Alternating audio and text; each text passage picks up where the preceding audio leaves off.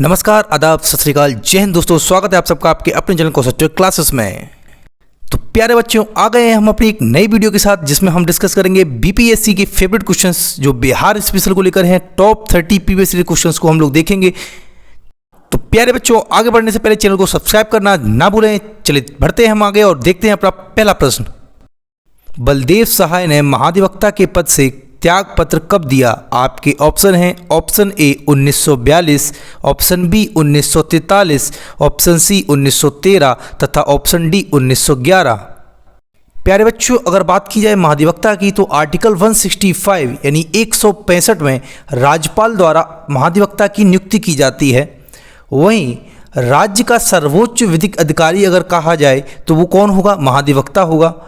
राज्यपाल के प्रसाद पर्यंत महाधिवक्ता का पद होता है, इसलिए राज्यपाल जब चाहे तब महाधिवक्ता को हटा सकता है।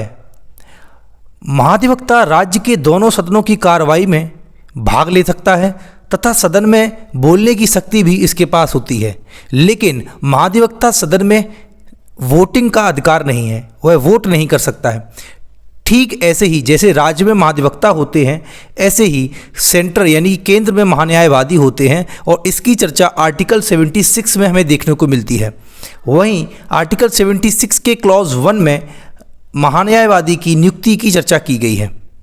तो साथियों, इस प्रश्न का जो सही उत्तर है वो ऑप्शन ए 1942 है। प्यारे बच्चों, वर्तमान में बिहार के महाधिवक्ता पी.के. शाही हैं। आइए बढ़ते हैं अगले प्रश्न की तरफ। कांग्रेस सोशलिस्ट पार्टी की पहली बैठक पटना में हुई। आपके ऑप्शन है ऑप्शन ए 1921 में, ऑप्शन बी 1934 में, ऑप्शन सी 1937 में तथा ऑप्शन डी 1939 में। प्यारे बच्चों, इस प्रश्न को लेकर हम काफ़ी बार डिस्कशन कर चुके हैं। आइए एक बार और से डिस्कस कर लेते हैं कि कांग्रेस सोशलिस्ट पार्टी की जो स्थापना है वो 1934 में हुई थी और 1934 में जब इसकी स्थापना की गई तो वहाँ पर इसकी पहली बैठक पटना में हुई थी। तो इस प्रकार इस प्रश्न का तो सही उत्तर 1934 होगा। और अगर कांग्रेस सोशलिस्ट पार्टी के संस्थापक की बात की जाए तो उसमें प्रमुखता से जो नाम आते हैं वह जयप्रकाश नारायण, राम मनोहर लोहिया और आचार्य नरेंद्र देव, इनके नाम आते हैं। तो साथियों, बढ़ते हैं हम अपने अगले प्रश्न की तरफ। मुजफ्फरपुर में किंग्सफोर्ड की हत्या का प्रयास कब किया गया? आपके ऑप्शन हैं option A 1908, option B 1909, option C 1907 तथा ऑप्शन डी 1911। प्यारे बच्चों, बिहार स्पेशल में तो ये प्रश्न इंपॉर्टेंट है ही है, साथ ही साथ मॉडर्न हिस्ट्री से रिलेटेड ये क्वेश्चन मोस्ट इंपॉर्टेंट क्वेश्चन में से एक है, क्योंकि ये क्वेश्चन काफ़ी बार एग्जाम में पूछा जा चुका है। प्यारे बच्चों, अनुशीलन समिति के सदस्य प्रफुल्ल चाकी तथा खुदीराम बोस ने 1908 में मुजफ्फरपुर के जज किंग्सफोर्ड की गाड़ी पर बम फेंका, लेकिन किंग्सफोर्ड की पत्नी कैंडी की मृत्यु हो गई। प्रफुल्ल चाकी पुलिस के डर से आत्महत्या कर लिए और अंग्रेजों ने खुदीराम बोस को फांसी दे दी। सबसे कम उम्र में फांसी चढ़ने वाले जो क्रांतिकारी थे वह खुदीराम बोस जी ही थे। तो साथियों, इस प्रकार इस प्रश्न का सही उत्तर ऑप्शन ए 1908 होगा। आइए बढ़ते हैं हम अपने अगले प्रश्न की तरफ। पटना कलम अथवा पटना शैली का अंतिम चित्रकार किसे माना जाता है? आपके ऑप्शन हैं ऑप्शन ए नंदलाल बसु को, ऑप्शन बी अवधेश कुमार सिन्हा को, ऑप्शन सी ईश्वरी प्रसाद को तथा ऑप्शन डी केदार शर्मा को।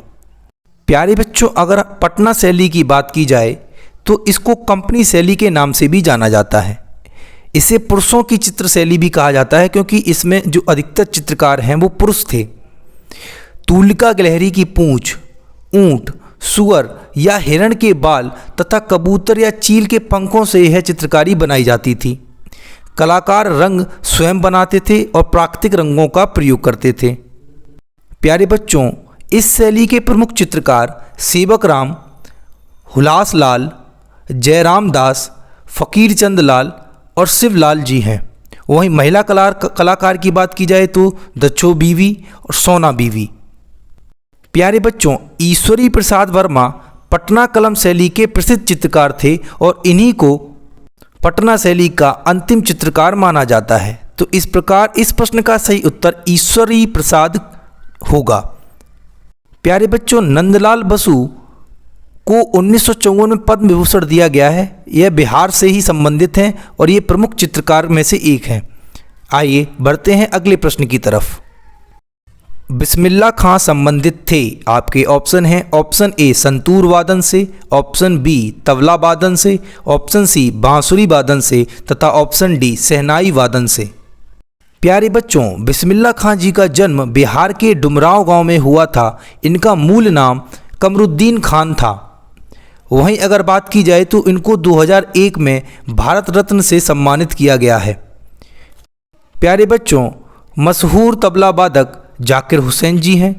मशहूर संतूर वादन पंडित शिव कुमार वर्मा जी हैं तथा मशहूर बांसुरी वादक हरिप्रसाद चौरसिया जी हैं। इस प्रश्न का सही उत्तर ऑप्शन डी शहनाई वादन होगा, क्योंकि कौन नहीं जानता है कि बिस्मिल्लाह खां जी क्या बजाते थे। ये मशहूर शहनाई वादक थे। इनको 2001 में भारत रत्न दिया था, ये हम लोग चर्चा कर चुके हैं। आइए बढ़ते हैं इसी के साथ अगले प्रश्न की तरफ। गोपाल सिंह नेपाली ने निम्नलिखित में किस पत्र पत्रिका का संपादन नहीं किया है? ऑप्शन है option A Sudha, option B Hans, option C Prabhat तथा ऑप्शन डी दी मुरली। प्यारे बच्चों, गोपाल सिंह नेपाली हिंदी व नेपाली के प्रसिद्ध कवि थे। साथ ही साथ यह एक पत्रकार भी थे। इन्होंने सुधा, प्रभात, दी मुरली, रतलाम टाइम्स, चित्रपट, योगी आदि पत्र पत्रिकाओं का संपादन किया है। वहीं अगर बात की जाए हंस नामक पत्रिका की, तो आप सभी इससे परिचित होंगे कि मुंशी प्रेमचंद द्वारा इसका संपादन किया गया है और मुंशी प्रेमचंद को हम उपन्यास सम्राट के नाम से जानते हैं। साथ ही हंस पत्रिका से महात्मा गांधी और कन्हैया लाल मणिक लाल मुंशी का भी संबंध रहा है। इन्होंने 2 वर्ष तक इसका संपादन किया है। तो साथ ही इस प्रश्न का जो सही उत्तर होगा वह ऑप्शन बी हंस होगा। आइए इसी के साथ बढ़ते हैं हम अपने अगले प्रश्न की तरफ। महाकवि विद्यापति किस युग के कवि थे? आपके ऑप्शन है ऑप्शन ए आधुनिक काल के, ऑप्शन बी प्रागैतिहासिक काल के, ऑप्शन सी मध्यकाल के तथा ऑप्शन डी प्राचीन काल के। प्यारे बच्चों, NCERT के अनुसार विद्यापति जी ने 1380 से 1460 ईस्वी के बीच के समाज का वर्णन किया है। तो इस अवधि से हमें यह पता चलता है कि यह जो महाकवि विद्यापति हैं यह मध्यकाल के कवि थे। प्यारे बच्चों, महाकवि विद्यापति के बारे में अगर और चर्चा की जाए तो ये बिहार के प्रथम महाकवि थे। साथ ही इनका जन्म दरभंगा के बिस्पी ग्राम में हुआ था। यह श्रृंगार रस के प्रसिद्ध कवि थे और मैथिली भाषा के प्रमुख कवियों में से ये एक थे। अगर इनकी रचनाओं की बात की जाए तो पदावली, कीर्तिलता और कीर्ति पताका इनकी प्रमुख रचनाएं हैं। साथ ही इसके साथ हम बढ़ते हैं हम अगले प्रश्न की तरफ। दिनकर जी अपनी किस रचना से राष्ट्रकवि के रूप में प्रतिष्ठित हुए? आपके ऑप्शन हैं option A Urvashi, option B Hunkar, option C Dhoop Chhaon तथा ऑप्शन डी रेणुका। प्यारे बच्चों, बिहार के सिमदिया गांव में जन्मे रामधारी सिंह दिनकर स्वतंत्रता के पूर्व विद्रोही कवि के नाम से जाने जाते थे और स्वतंत्रता के बाद वे राष्ट्रकवि के नाम से जाने गए। इनकी प्रमुख कृतियों की अगर बात करें तो कुरुक्षेत्र, रश्मिरथी, हुंकार, रेणुका, हारे को हरिनाम, उर्वशी, परशुराम की प्रतिज्ञा तथा संस्कृति के 4 अध्याय हैं। प्यारे बच्चों, हम सब भी जानते हैं कि दिनकर जी की जो कृति रेणुका है, इस कृति के कारण उनको राष्ट्रकवि के रूप में जाना गया। तो साथियों, इस प्रश्न का सही उत्तर ऑप्शन डी रेणुका होगा। आइए बढ़ते हैं हम अपने अगले प्रश्न की तरफ। जयप्रकाश नारायण किस पार्टी से थे? आपके ऑप्शन है option A Congress Party, option B Kisan Sabha, option C Socialist Party तथा ऑप्शन डी कम्युनिस्ट पार्टी। प्यारे बच्चों, कई बार हम डिस्कस कर चुके हैं कि सोशलिस्ट पार्टी के संस्थापक जयप्रकाश नारायण थे, जिन्होंने 1934 में इसकी स्थापना की थी और इसकी पहली बैठक पटना में 1934 में हुई थी। तो इस प्रश्न का सही उत्तर ऑप्शन सी सोशलिस्ट पार्टी होगा। आइए इसी के साथ बढ़ते हैं हम अपने अगले प्रश्न की तरफ। डॉक्टर राजेंद्र प्रसाद कहाँ के रहने वाले थे? आपके ऑप्शन हैं option A Madhya Pradesh, option B Bihar, option C Uttar Pradesh तथा ऑप्शन डी इनमें से कोई नहीं। बहुत ही आसान और बहुत ही सिंपल प्रश्न है। लगभग 100 में से 90 विद्यार्थियों को तो ये पता ही होगा कि डॉक्टर राजेंद्र प्रसाद बिहार के निवासी थे। इस प्रश्न का सही उत्तर तो ऑप्शन बी बिहार होने वाला है। आइए हम राजेंद्र प्रसाद के बारे में थोड़ा सा डिस्कशन कर लेते हैं। प्यारे बच्चों, डॉक्टर राजेंद्र प्रसाद भारत के पहले राष्ट्रपति रहे हैं और स्वतंत्रता संग्राम के समय ये बिहार और महाराष्ट्र के नेतृत्व करता थे और 1962 में इनको भारत रत्न से नवाजा गया। साथ ही साथ बात की जाए संविधान सभा की, तो संविधान सभा के स्थायी अध्यक्ष डॉक्टर राजेंद्र प्रसाद थे। वहीं अस्थायी अध्यक्ष के रूप में डॉक्टर सच्चिदानंद सिन्हा को रखा गया था। आइए प्यारे बच्चों बढ़ते हैं अगले प्रश्न की तरफ। राजकुमार शुक्ला किस गांव के निवासी थे?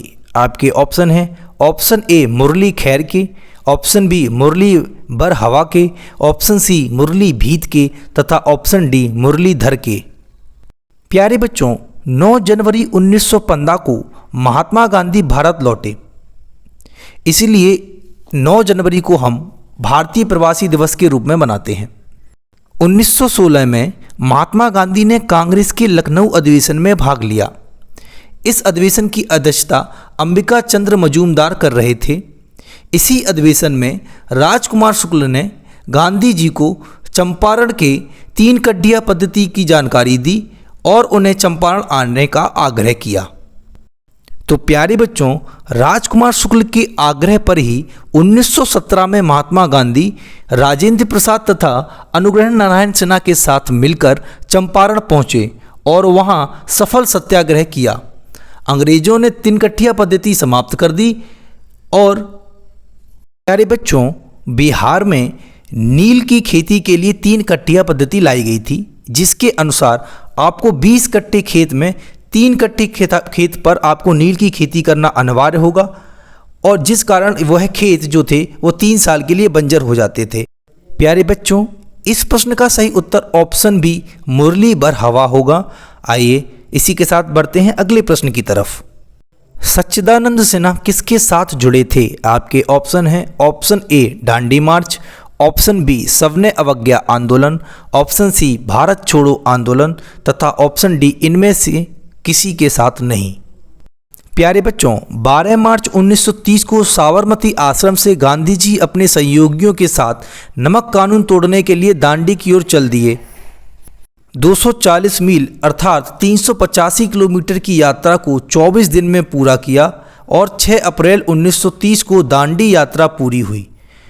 गांधी जी ने दांडी में आसवन विधि द्वारा नमक बनाया। इसी के साथ महात्मा गांधी ने सविनय अवज्ञा आंदोलन प्रारंभ कर दिया। तो प्यारे बच्चों, सविनय अवज्ञा आंदोलन 6 अप्रैल 1930 को प्रारंभ हुआ। वहीं अगर भारत छोड़ो आंदोलन की बात की जाए तो 8 अगस्त 1942 को भारत छोड़ो आंदोलन की शुरुआत हुई थी। प्यारे बच्चों, सच्चिदानंद सिन्हा संविधान सभा के अस्थायी अध्यक्ष तो थे, लेकिन ना तो उन्होंने दांडी मार्च में हिस्सा लिया, ना ही सविनय अवज्ञा आंदोलन में और ना ही भारत छोड़ो आंदोलन में। तो इस प्रकार इस प्रश्न का सही उत्तर ऑप्शन डी इनमें से कोई नहीं होगा। आइए बढ़ते हैं अगले प्रश्न की तरफ। कुंवर सिंह ने 1857 के विद्रोह का नेतृत्व किस प्रांत से किया? आपके ऑप्शन हैं option A Punjab, option B Maharashtra, option C Bengal तथा ऑप्शन डी बिहार। प्यारे बच्चों, काफ़ी बार हम वीर कुंवर सिंह के बारे में चर्चा कर चुके हैं। आइए इस क्वेश्चन में भी हम इनके बारे में कुछ समझते हैं। 13 नवंबर 1777 को वीर कुंवर सिंह का बिहार के भोजपुर जिले के जगदीशपुर गांव में एक क्षत्रिय जमींदार परिवार में जन्म हुआ। इनके पिता बाबू साहबजादा सिंह, जो कि प्रसिद्ध परमार राजपूत शासक राजा भोज के वंशजों में से थे। वीर कुंवर सिंह की जो मृत्यु हुई थी वह 26 अप्रैल 1858 को इनकी मृत्यु हुई थी। ये वीर और साहसी थे। 80 वर्ष की उम्र में भी इन्होंने अंग्रेज़ों से लोहा लिया और उनको पछाड़ दिया। युद्ध में काफ़ी घायल होने के कारण ही इनकी मृत्यु हुई थी। प्यारे बच्चों, वीर कुंवर सिंह जगदीशपुर के सम्राट थे और 1857 के विद्रोह का नेतृत्व इन्होंने बिहार प्रांत से किया था। इस प्रश्न का तो उत्तर बहुत आसान है, आप सबने दे दिया होगा, ऑप्शन डी बिहार होगा।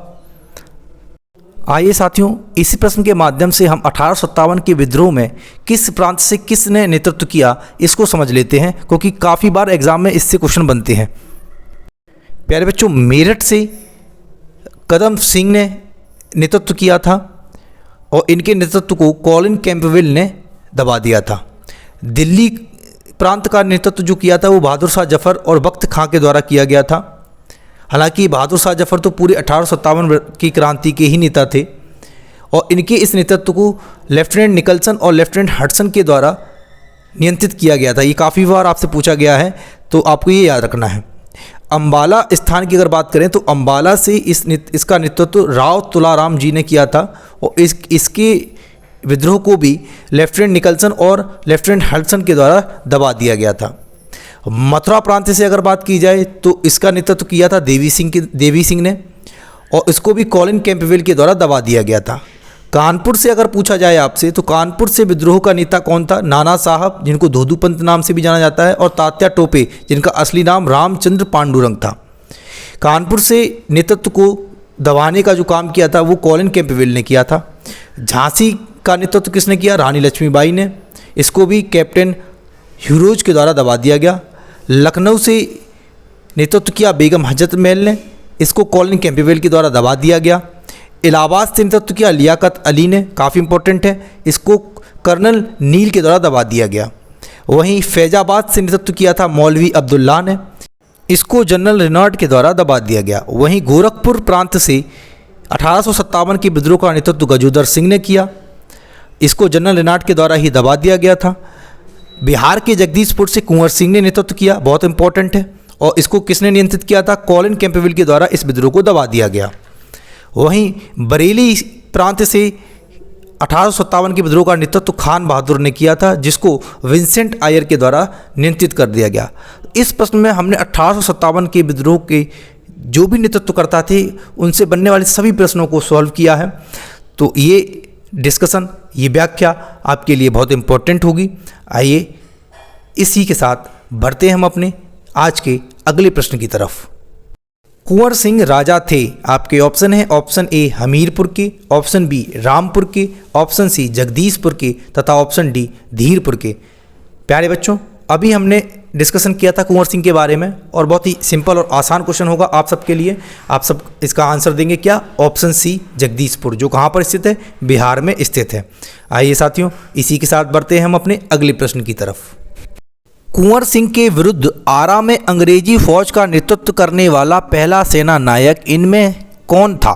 आपके ऑप्शन है option A Milman, option B captain Dunwar, option C Lugard तथा ऑप्शन डी कैप्टन लीगार्ड। प्यारे बच्चों, 1857 के विद्रोह का मुख्य कारण डलहौजी के द्वारा लाई गई हड़प की नीति थी।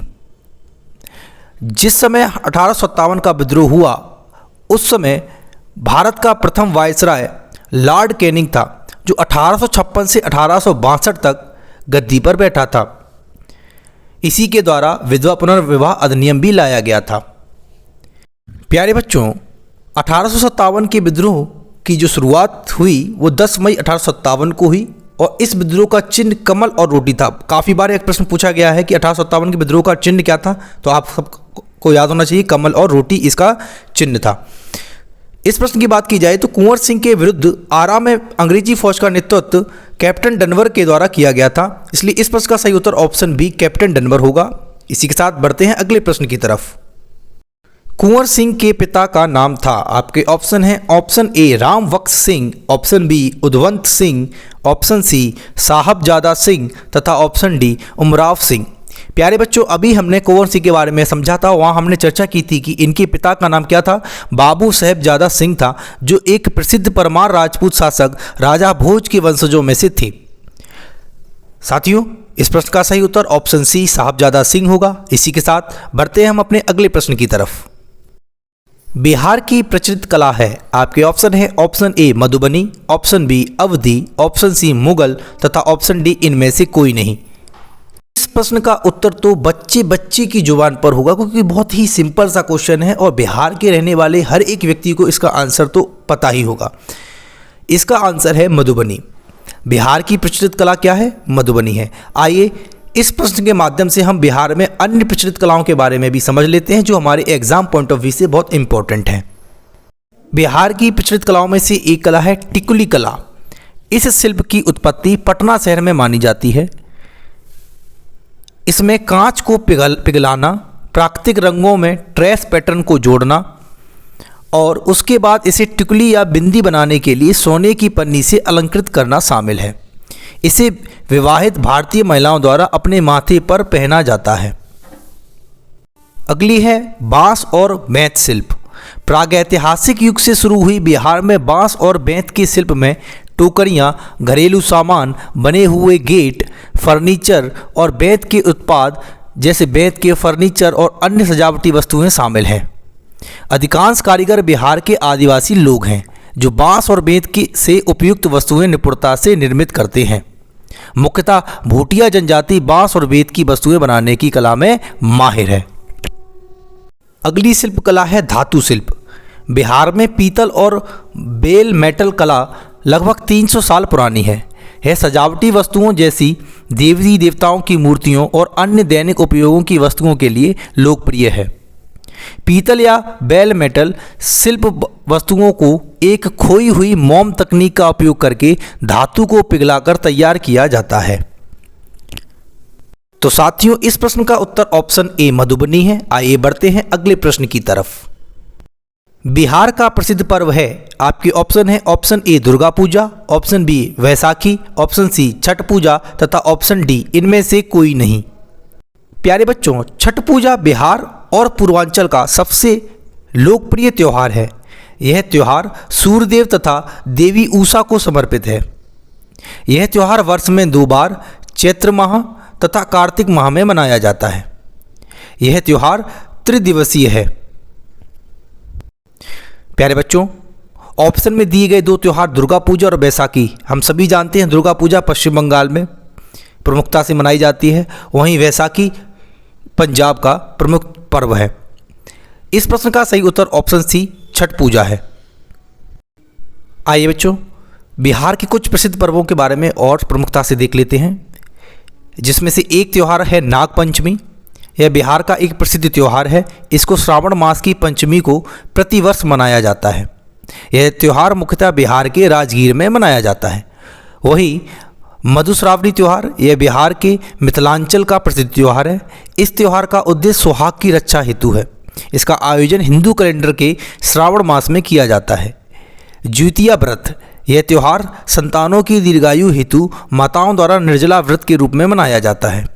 इस त्यौहार में गंधर्व जीमितु वाहन की पूजा की जाती है। यह एक त्रिदिवसीय त्यौहार है। इसका आयोजन अश्विन मास में किया जाता है। इसी के साथ प्यारे बच्चों, हमने बिहार के कुछ प्रसिद्ध पर्वों के बारे में समझा। आइए बढ़ते हैं हम अपने अगले प्रश्न की तरफ। बिहार की पेंटिंग विधा कौन सी है? आपके ऑप्शन है option A Madhubani, option B Mughal, option C Pichwai तथा ऑप्शन डी श्रीरंगम।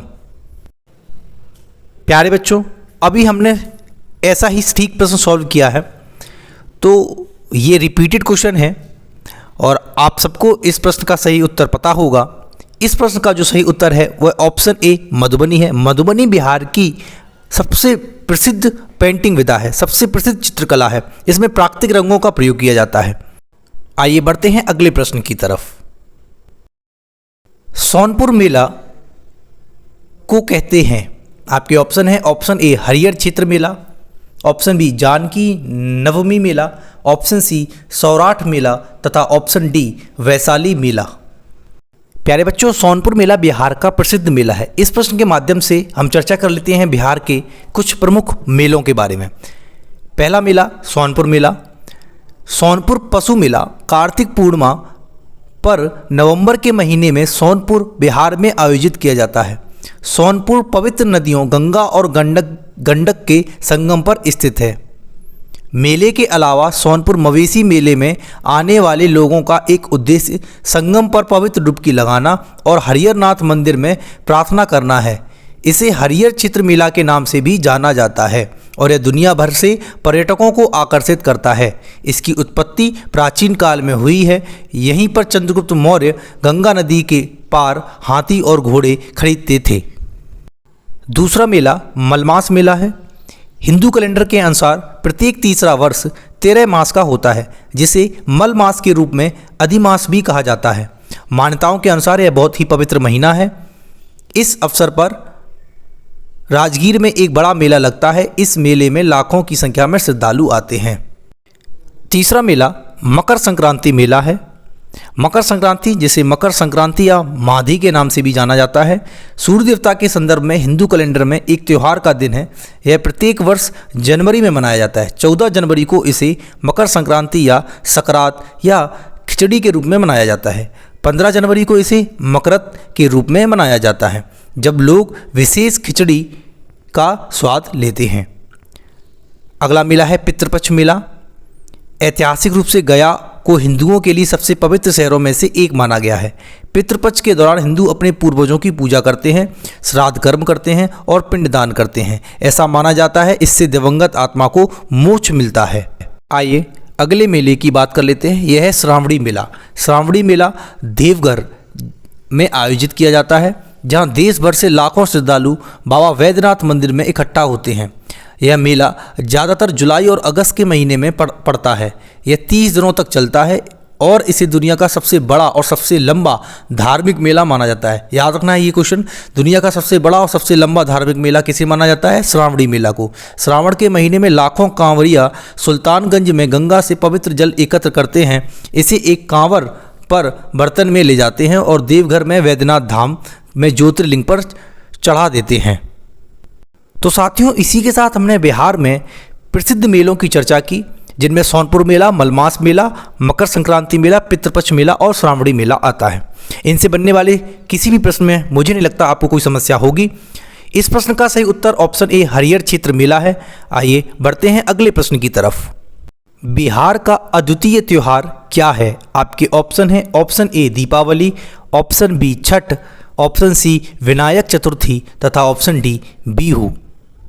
प्यारे बच्चों, अद्वितीय का मतलब होता है अपने आप में अनूठा, और आप सब जानते हैं कि बिहार में जब भी त्यौहार की बात आती है तो वह छठ पूजा हम लोग बहुत अच्छी तरीके से हमें याद है कि मनाया जाता है। ये इवन भारत में नहीं, अब तो विश्व में जहाँ पे भी बिहारी रहते हैं वहाँ पर छठ पूजा को बहुत धूमधाम से मनाया जाता है। तो इस प्रश्न का सही उत्तर ऑप्शन बी छठ पूजा होगा, जो अपने आप में बिहार का एक अद्वितीय त्यौहार है। साथियों, बिहू आप सब जानते हैं कि असम में, और विनायक चतुर्थी जो है वो गणेश भगवान का त्यौहार है। दीपावली तो पूरे भारत में मनाई जाती है। तो इसी के साथ बढ़ते हैं हम अपने अगले प्रश्न की तरफ। निम्नलिखित में से कौन बिहार का लोक नृत्य है? आपके ऑप्शन है option A Jhali, option B Garba, option C Karma तथा ऑप्शन डी जट जटिन।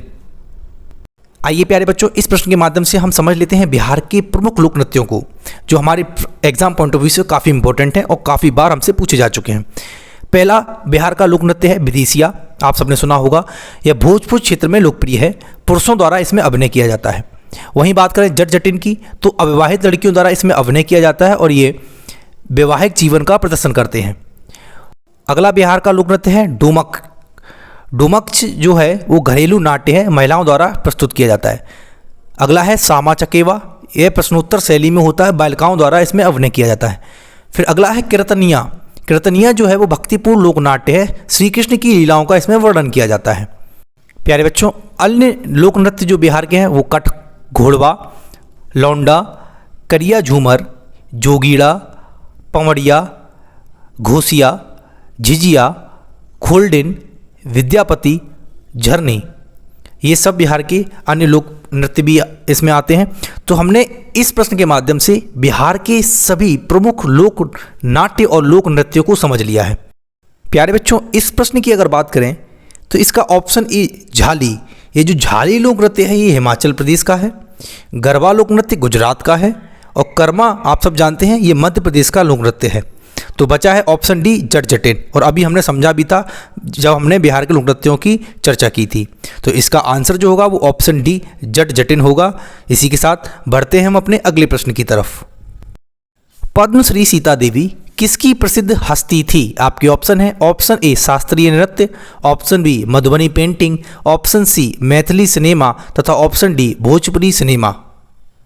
प्यारे बच्चों, एग्जाम पॉइंट ऑफ व्यू से बहुत ही इंपॉर्टेंट क्वेश्चन है, तो आप सबको पता होना चाहिए पद्मश्री सीता देवी किसके लिए प्रसिद्ध थी। तो आप सब जानते हैं कि मधुबनी पेंटिंग बिहार की सबसे प्रसिद्ध पेंटिंग है और मधुबनी पेंटिंग में जो प्रसिद्ध थी वो सीता देवी प्रसिद्ध थी, इसीलिए इनको पद्मश्री अवार्ड से सम्मानित भी किया गया था।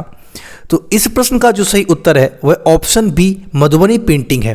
प्यारे बच्चों, 2023 में पद्म पुरस्कारों से बनने वाले प्रश्नों को हम यहाँ डिस्कस कर लेते हैं। राष्ट्रपति द्रौपदी मुर्मू द्वारा 2023 में कुल 106 लोगों को पद्म पुरस्कार से सम्मानित किया गया है। इनमें से 19 महिलाएं शामिल हैं। अगर बात की जाए कि कुल कितने लोगों को पद्मश्री पुरस्कार मिला है, तो कुल 91 लोगों को पद्मश्री पुरस्कार से सम्मानित किया गया है। वहीं 9 लोगों को पद्म भूषण से सम्मानित किया गया है और 6 लोगों को पद्म विभूषण से सम्मानित किया गया है। अब प्यारे बच्चों, हमसे जो क्वेश्चन पूछा जा सकता है वो पूछा जा सकता है कि किस किस व्यक्ति को पद्म विभूषण से सम्मानित किया गया है। तो हमें पता होना चाहिए कि ये जो 6 लोग हैं जिन्हें पद्म विभूषण से सम्मानित किया गया है उनके नाम क्या हैं। तो आइए देख लेते हैं।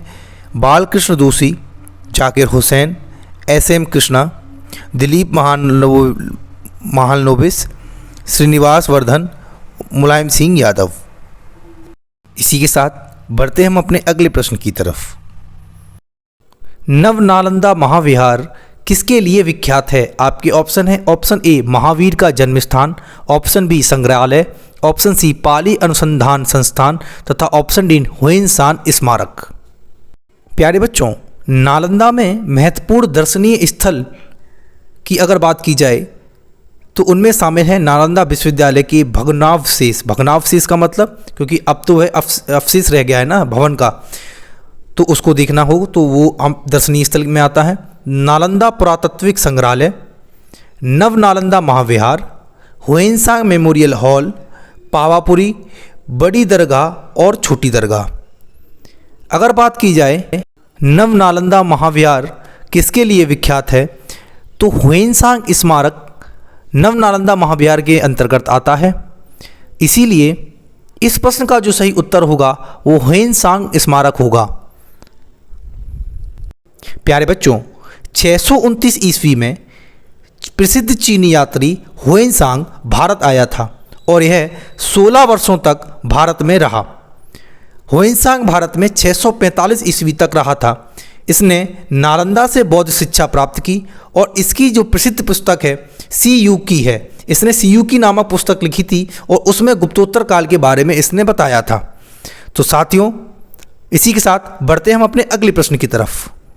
निम्नलिखित में से किस नगर में सूर्य मंदिर स्थित है? आपके ऑप्शन है, option A Gaya, option B Ranchi, option C Deo तथा ऑप्शन डी बोध गया। प्यारे बच्चों, सूर्यदेव मंदिर बिहार के औरंगाबाद जिले की देव नामक जगह पर स्थित है। इस प्रकार इस प्रश्न का सही उत्तर ऑप्शन सी देव होगा। वहीं अगर चर्चा की जाए विश्व प्रसिद्ध कोणार्क सूर्यदेव मंदिर की, तो यह उड़ीसा के पुरी में स्थित है। इसी के साथ बढ़ते हैं हम अपने अगले प्रश्न की तरफ। बिहार में परमानेंट सेटलमेंट यानी स्थायी बंदोबस्त लागू करने का कारण था। आपके ऑप्शन है, ऑप्शन ए जमींदारों का जमीन पर अधिकार भू राजस्व का, ऑप्शन बी जमींदारी प्रथा का निर्मूलन, ऑप्शन सी राजस्व निर्णय करना तथा ऑप्शन डी इनमें से कोई नहीं। प्यारे बच्चों, 1793 ईस्वी में लॉर्ड कॉर्नवालिस के द्वारा बिहार और बंगाल में स्थायी जमींदारी प्रणाली की शुरुआत की गई, जिसका प्रमुख कारण था भू राजस्व को इकट्ठा करना, यानी जमींदारों का जमीन पर अधिकार करना और वहाँ से भू राजस्व को इकट्ठा करना। तो इस प्रकार इस प्रश्न का जो सही उत्तर होगा वह ऑप्शन ए जमींदारों का जमीन पर अधिकार भू राजस्व का यही होगा। इसके साथ बढ़ते हम अपने अगले प्रश्न की तरफ। बिहार में महात्मा गांधी के पूर्व सापेक्ष राष्ट्रीय सक्रियता की अनुपस्थिति इसके अभाव में देखी जा सकती है? आपके ऑप्शन हैं ऑप्शन ए एकीकृत समुदाय, ऑप्शन बी रचनात्मक क्षेत्रीय अभिजन, ऑप्शन सी चरमपंथी समूह तथा ऑप्शन डी इनमें से कोई नहीं। आइए बच्चों, यहाँ हम महात्मा गांधी से बनने वाले प्रश्नों को डिस्कस कर लेते हैं। दक्षिण अफ्रीका में नेटाल इंडियन कांग्रेस की स्थापना 1894 ईस्वी में किसके द्वारा की गई? महात्मा गांधी के द्वारा की गई। 1903 में महात्मा गांधी ने जोहान्सबर्ग में वकालत का दफ्तर खोला। 1904 में दक्षिण अफ्रीका में महात्मा गांधी के द्वारा फिनिक्स फर्म की स्थापना की गई। महात्मा गांधी के द्वारा इंडियन ओपिनियन नामक साप्ताहिक पत्रिका लिखी जो कई भाषाओं में प्रकाशित हुई, लेकिन इसका प्रकाशन उर्दू भाषा में नहीं हुआ। आपसे पूछा जा सकता है कि इंडियन ओपिनियन नामक पुस्तिका का या पत्रिका का प्रकाशन किस भाषा में नहीं हुआ था, तो आपको याद रखना है उर्दू भाषा में इसका प्रकाशन नहीं हुआ था। और ये किसके द्वारा प्रकाशित की गई थी? महात्मा गांधी के द्वारा प्रकाशित की गई थी। हिंद स्वराज नामक पुस्तक किसके द्वारा लिखी गई? महात्मा गांधी के द्वारा। मई 1910 में महात्मा गांधी ने जोहान्सबर्ग के निकट टॉलस्टॉय फर्म की स्थापना की। गोपाल कृष्ण गोखले महात्मा गांधी के राजनीतिक गुरु कहलाते हैं। वहीं इन्हें आंदोलन की प्रेरणा रूस के विद्वान लियो टॉलस्टॉय से मिली थी।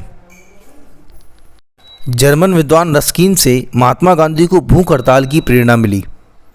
महात्मा गांधी को ब्रिटिश सरकार ने केसरे हिंद की उपाधि दी थी। वहीं चंपारण सत्याग्रह की सफलता के बाद रविन्द्रनाथ टैगोर ने इनको महात्मा की उपाधि दी। जवाहरलाल नेहरू ने इन्हें बापू की उपाधि दी और सुभाष चंद्र बोस ने इन्हें राष्ट्रपिता की उपाधि दी। विंस्टन चर्चिल ने इन्हें अर्धनग्न फ़कीर कहा। शेख मुजब्बुर रहमान ने इन्हें जादूगर की उपाधि दी। खुदाई खिदमतगार संस्था ने इन्हें मंगल बाबा की उपाधि दी। प्यारे बच्चों, इस प्रश्न का सही उत्तर ऑप्शन ए एकीकृत समुदाय होगा। इसी के साथ बढ़ते हम अपने अगले प्रश्न की तरफ। किस क्षेत्र में राहुल सांकृत्यायन 1920 के असहयोग आंदोलन में सक्रिय थे? आपके ऑप्शन हैं option A Chhapra, option B Patna, option C Lucknow तथा ऑप्शन डी दिल्ली। प्यारे बच्चों, राहुल सांकृत्यायन की अगर बात की जाए तो राहुल सांकृत्यायन ने अपनी आत्मकथा लिखी है जिसका नाम है मेरी जीवन यात्रा। बहुत इंपॉर्टेंट है, काफ़ी बार एग्जाम में पूछी गई है। वहीं राहुल सांकृत्यायन के द्वारा एक रचना और लिखी गई है जिसका नाम है घुमक्कड़ शास्त्र। ये दोनों रचनाएं राहुल सांकृत्यायन की बहुत ही इंपॉर्टेंट हैं, इनको आपको याद करके रखना है। इस क्वेश्चन की अगर बात की जाए तो राहुल सांकृत्यायन ने 1920 के असहयोग आंदोलन में छपरा में ये सक्रिय थे। किस क्षेत्र से सक्रिय थे? ये छपरा से ही सक्रिय थे। तो इसका आंसर ऑप्शन ए छपरा होगा। आइए बढ़ते हैं अगले प्रश्न की तरफ। चंपारण नील आंदोलन के राष्ट्रीय नेता कौन थे? आपके ऑप्शन हैं option A Mahatma Gandhi, option B Ram Singh, option C Baba Ramchandra तथा ऑप्शन डी बिरसा मुंडा। प्यारे बच्चों, इस क्वेश्चन की व्याख्या अभी हम लोगों ने देखी थी। हमने वहाँ समझा था कि बिहार के चंपारण में अंग्रेजों के द्वारा 3 कट्टिया पद्धति लागू की गई थी। इस 3 कट्टिया पद्धति के अंतर्गत प्रत्येक किसान जिसके पास 20 कट्टा खेत है उसमें से 3 कट्टे खेत पर उसको नील की खेती करना अनिवार्य था। इस नील की खेती के कारण उसके खेत जो थे वो 3 साल के लिए बंजर हो जाते थे, उसमें कोई भी फिर उपज नहीं उपजाई जा सकती थी। तो इसी के आंदोलन के लिए महात्मा गांधी ने आंदोलन किया था चंपारण में और उनको सफलता मिली थी। तो इस प्रश्न का जो सही उत्तर होगा वो ऑप्शन ए महात्मा गांधी होगा। इसी के साथ बढ़ते हैं अगले प्रश्न की तरफ। हजारीबाग में बिहारी स्टूडेंट्स कॉन्फ्रेंस का 16वां अधिवेशन हुआ। आपके ऑप्शन हैं ऑप्शन ए 1921 में, ऑप्शन बी 1922 में, ऑप्शन सी 1923 में तथा ऑप्शन डी 1925 में। प्यारे बच्चों, बिहार स्टूडेंट कॉन्फ्रेंस की स्थापना 1906 में हुई। इसका पहला सम्मेलन पटना कॉलेज में हुआ। राजेंद्र प्रसाद ने इसकी स्थापना में काफ़ी सक्रिय भूमिका निभाई थी। इसका 16वां सत्र 1921 में हजारीबाग में आयोजित हुआ। इस प्रकार दिए गए इस प्रश्न का जो उत्तर है वह ऑप्शन ए 1921 है। इसी के साथ आज की वीडियो यहीं समाप्त होती है और हमने आज की इस वीडियो में 30 महत्वपूर्ण क्वेश्चनों को समझा जो बीपीएससी के फेवरेट क्वेश्चंस हैं। तो ये सिलसिला ऐसे ही चलता रहेगा। आप अपना प्यार सहयोग बनाते रहें और चैनल को लाइक, सब्सक्राइब और शेयर करना ना भूलें। तो मिलते हैं अगली वीडियो में नए 30 प्रश्नों के साथ जो बीपीएससी के मोस्ट फेवरेट क्वेश्चंस हैं बिहार जीके और बिहार स्पेशल को लेकर। जय हिंद दोस्तों।